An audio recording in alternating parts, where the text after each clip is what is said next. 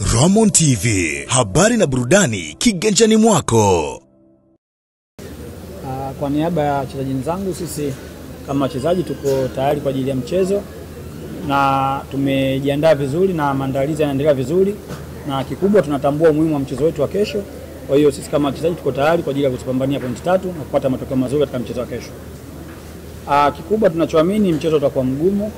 Ikiachana na yeye pia, lakini wapo wachezaji wengi ambao wanafanya vizuri katika timu yao. Kwa hiyo sisi kama wachezaji wa Yanga kwa pamoja tumejiandaa na tutashirikiana vizuri kuweza kuzuia vizuri na kutoruhusu goli aina yote katika lango letu.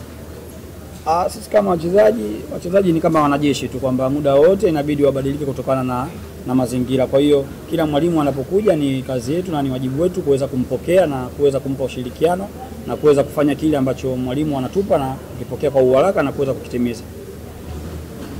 Kwanza ni mchezo mgumu, lakini ni mchezo wa dabi ambao ni mchezo wenye ushindani na ni mchezo ambao unahitaji matokeo katika mchezo wa kesho, kwa sababu tunaamini kati yetu sisi au wapinzani wetu, watu ambao watafanya vizuri katika mchezo wa kesho, ina maana watakuwa wamejiweka kwenye nafasi nzuri ya kuweza kuchukua ubingwa. Kwa hiyo sisi kama wachezaji wa Yanga ni tuko tayari kwa ajili ya kupambana na kuzipata pointi 3, kwa sababu plani yetu ni kuzipata pointi 3. Kwa sababu kila mchezo unaokuja mbele ni muhimu kupata pointi 3.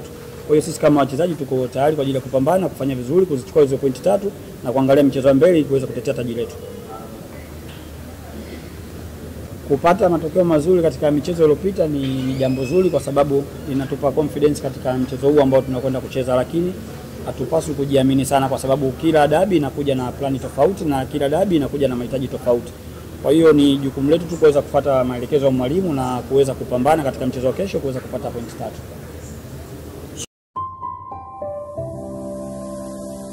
Ramon TV, habari na burudani kiganjani mwako.